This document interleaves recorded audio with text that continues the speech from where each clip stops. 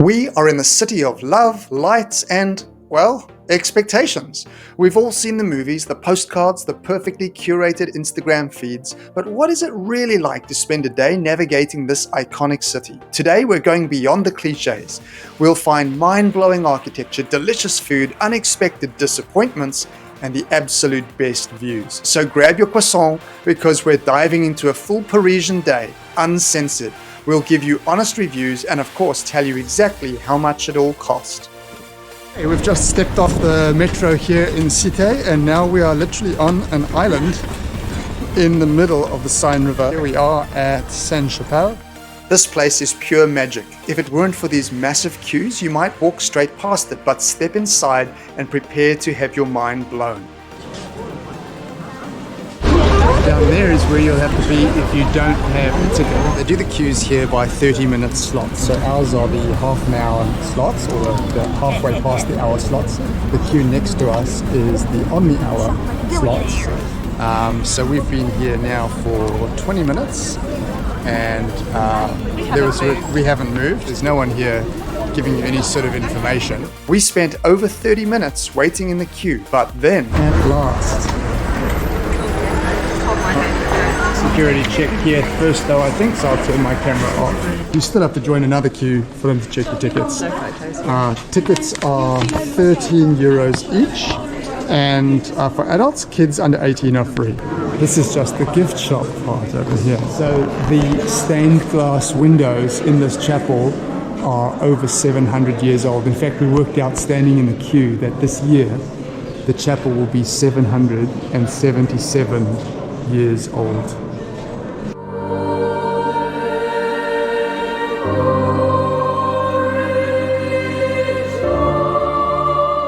So you come through the gift shop and then you think, where's everything else? Where's the main part of the chapel? And it's up this tiny, narrow staircase here in the back. We're now heading up a staircase that's over 700 years old. You wonder, who came up these stairs? We know that the kings and queens of France worshipped in this chapel. What sorts of stories could these walls tell about France in the 1200s? And then you see that.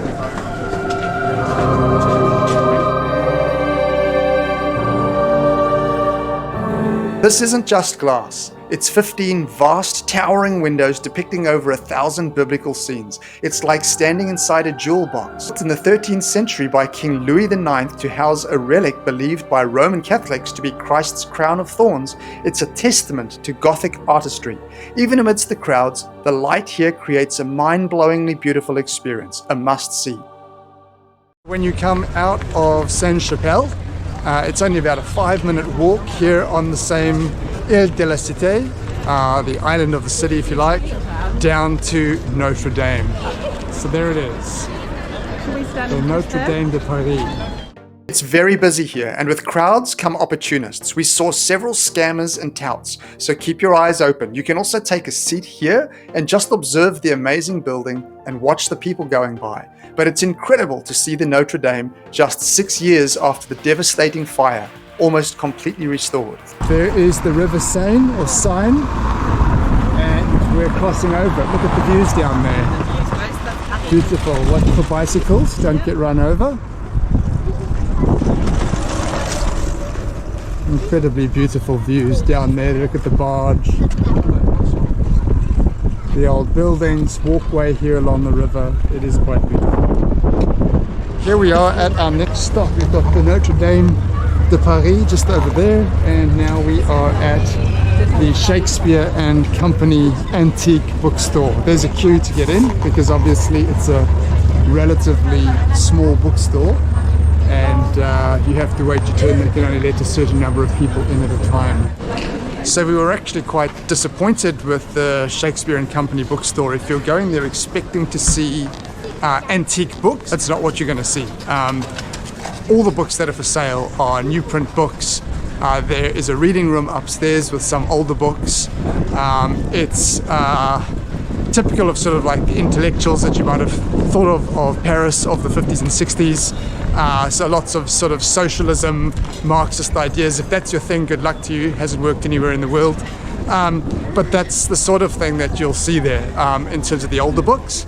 And in terms of the new books, well, you could just go and get them at any bookstore. So amazing place in terms of its history, but doesn't really float our boats. We're at a little Lebanese restaurant called Chez the Lebanese, is that right? I don't know. I'll write it here on the bottom of the screen. Real hole in the wall. Here's the guys making the food. All looks amazing. And there's only, what, 6 seats in the back here where you can sit down to eat. So, oh, look at the little things there. Yes, I was looking at those. Look at those, Grace. Oh, they look amazing. So really looking forward to this. It's very well reviewed, so I'm sure it will be delicious. I have the chicken shawarma. Grace has the chicken dajaj with pineapple, and Elizabeth has the Lebanese, they just call it that. Thoughts? One of the best things I've ever tasted. Wow. So delicious. Like the olives come through, and the chicken is obviously marinated in something delicious. But this is the bread cooked on the dough is just so good. How about you, Grace? It's delicious. I have only eaten like a sixth of mine, so I'm guessing there'll be more fillings if I get down. But at the moment, it's Absolutely amazing. Have a look at that. I just took my first bite. And there's some sort of a pickle inside here. Absolutely delicious. Check it out. Total cost for these 3 together was 25 euros on the dot. So here's where we just had our lunch. Absolutely fantastic. Really, really good. Highly recommended. So we're off to the next place now, the St-Germain-and, if I'm saying that correctly. And it's about a 10-minute walk. Fueled up, we're now in Saint-Germain-des-Prés, walking through this artisan market to the cathedral. This neighborhood just oozes history and elegance.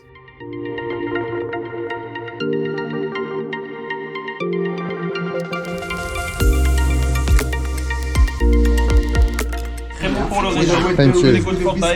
For diet. Here we are at Saint-Germain-des-Prés, if you're saying that correctly.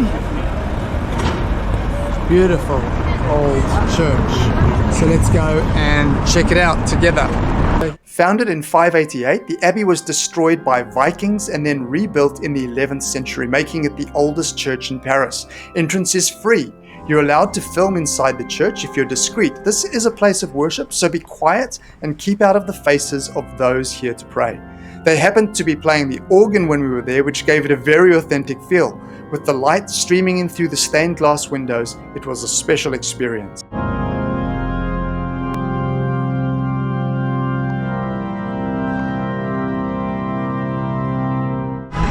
If you're in the market for Paris real estate, this is the sort of price that you'll be paying. That's the cheapest one I've seen so far. That's about 750,000 US. That'll give you 25 square meters, so 280 square feet of apartment. Otherwise, you're really looking at something like this. That's more to your taste.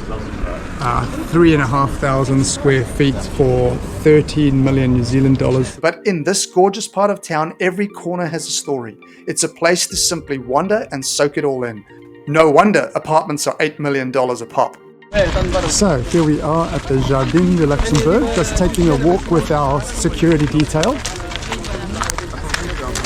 That's what happens when you're a YouTube sensation, you know. You aren't safe everywhere you go, so you do have to sometimes pull out the big guns. You can come and challenge someone to a chess game here if you like, but just a beautiful place on a sunny day like today. It's getting a lot of use. There's a lot of people here, plenty of benches to sit down on and to have a rest. So here we are in the middle of the Jardin de Luxembourg. You can see that the Parisians just come here in their thousands to lap up the sun here in the afternoons. It's just on 3 o'clock on a Monday. Don't know how many of them are supposed to be at work.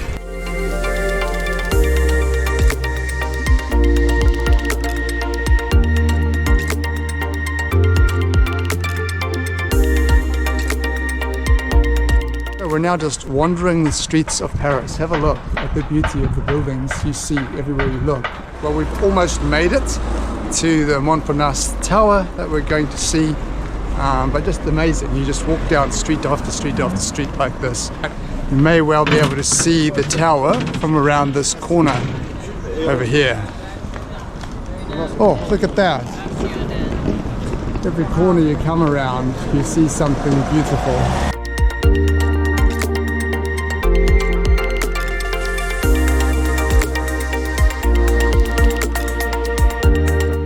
And there it is, Montparnasse Tower. But according to the adverts they've been bombarding me with on Facebook, this will give us the best views of the city that you can find in Paris. So let's check it out. Guess what, Grace? They say this is the fastest lift in Europe. This one? Yeah. Takes 30 seconds for 56 floors. Right. The Montparnasse Tower is certainly not one of the prettiest buildings in Paris itself, but offers without a doubt the single best view of Paris. The Montparnasse top of the city observation deck. Because let's be honest, if you're on the Eiffel Tower, you can't see the Eiffel Tower.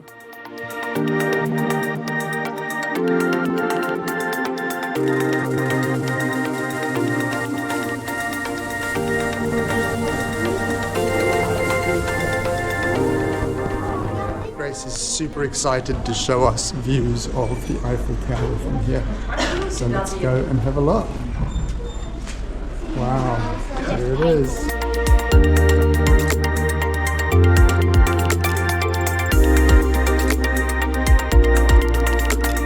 There is also a really cool video in the inside observation deck showing the history of Paris over hundreds of years.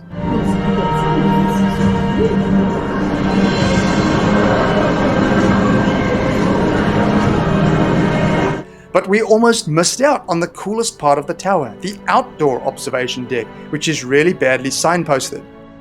So we thought our visit at the observation tower had finished, and then I just happened to notice a sign that said to the upstairs terrace. So we were on the 56th floor, but you can actually go up to the 59th floor to an outdoor viewing deck. So don't make the same mistake as we did and almost miss out on seeing the view from the outside. This is going to be even better. Let's have a look. Oh wow. We just didn't even know that this existed up here. That's amazing.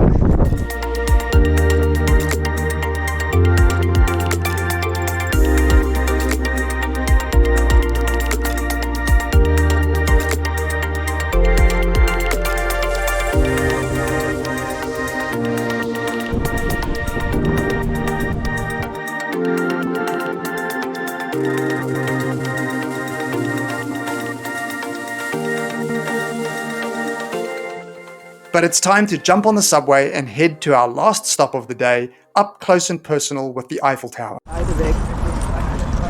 Alright, so it's only about an 8-minute walk from the Passé subway stop, metro stop, to get to this bridge with incredible views of the tower. This entire middle part is pedestrianised.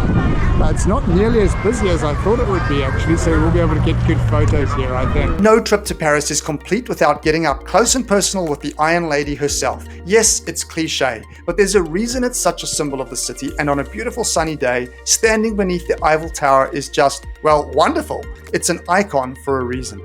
Before we talk costs for the day, what's your favorite hidden gem in Paris or your best travel tip? Let me know in the comments below. If you enjoyed this journey, please hit that like button, subscribe for more travel adventures, and share it with anyone planning a trip to Paris. Today started at the jaw-dropping Sainte-Chapelle before we breezed past the Notre Dame, rising literally from the ashes. After a disappointing Shakespeare Book Company visit, we walked the Seine River, enjoyed perhaps the best Lebanese food we've ever had, and then explored Paris's oldest church. After taking a break in the stunning Jardin de Luxembourg, we traversed the history-soaked streets to the Montparnasse Tower in a rundown part of the town that has the ultimate views of the city, before heading to see Paris's most famous architectural masterpiece up close. By not buying a Parisian apartment today for $8 million US, we managed to enjoy an entire day for just 133 euros for the three of us. Unbelievable value. But there's so much more of Paris to see before we head off on the next leg of our 2-continent, 5-country trip, so we'll catch you on the next installment. Take care.